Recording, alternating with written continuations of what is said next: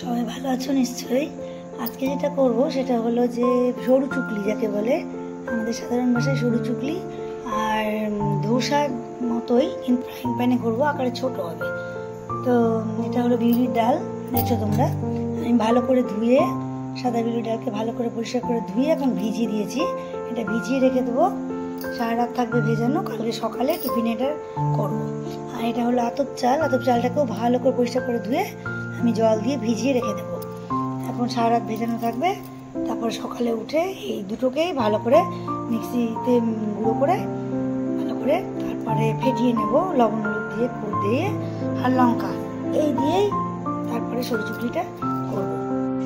দেখো, কালকে যেটা ডাল চাল ভিজিয়ে রেখেছিলাম, বিউলির ডাল আর আতপ চাল, সেটাকে ভালো করে মিক্সিতে এখন গুঁড়ো করে নিলাম।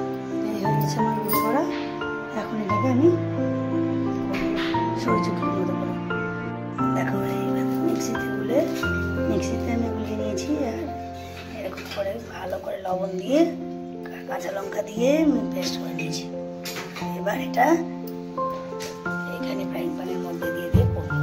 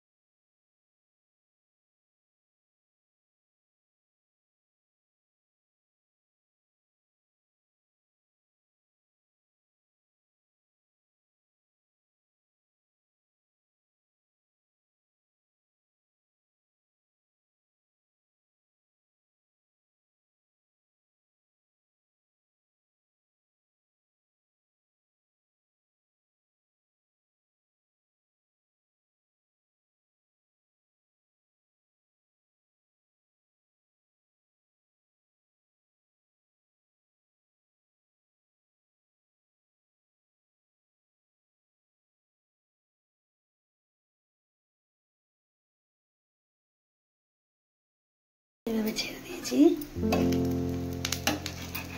সাইডগুলো আগে আমি এভাবে নেড়ে দেবো।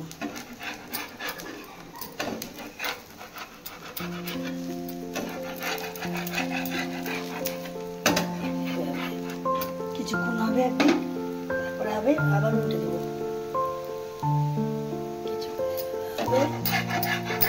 তারপরে উল্টে দেবো।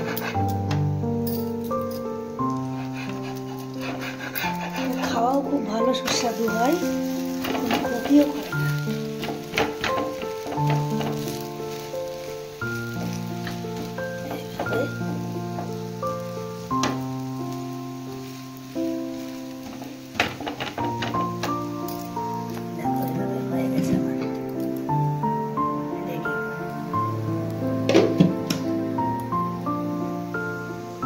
এভাবে করে তোমরা খাবে, খুব ভালো লাগবে। দেখবে রাত্রিবেলা ভিজিয়ে রেখে তারপরে করবে, কোনো ঝামেলার কিছু নেই।